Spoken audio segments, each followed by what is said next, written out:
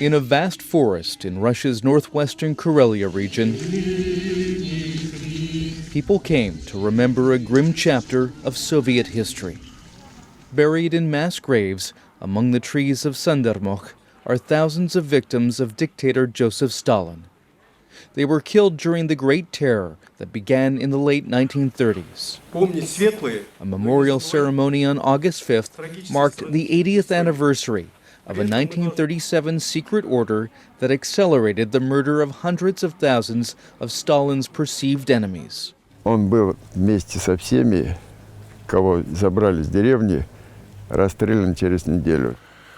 This site might have never been discovered were it not for the work of Yuri Dmitriev and the Memorial Foundation. He found the mass graves in 1997 and painstakingly assembled the names of 13,000 Great Terror victims. But he wasn't able to attend this year's ceremony after being arrested on child pornography charges. Dmitriev and supporters say the allegations were fabricated to punish him for digging too deeply into a dark past that the Russian government would rather forget. Yuri Dmitriev has done a very important job from no one knowing that it actually existed, and the fact that so many victims are buried here. It's a very important piece in Russian history, I think in world history. Then when it comes to his case, it's of course very important that he has a fair process. A memorial ceremony was also held in Yekaterinburg. People came to a site of another mass grave to remember an estimated 15,000 people murdered here in 1937 alone. Границы этого захоронения, к сожалению, не установлены.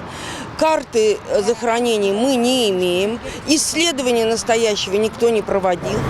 While the Russian government sometimes appears reluctant to highlight the country's painful past, it has also taken steps to acknowledge it. In Moscow, construction is underway for a new national monument to remember the victims of political purges. Значит, эта стена скорби, как вы понимаете, она состоит из множества фигур. Здесь примерно 500 фигур.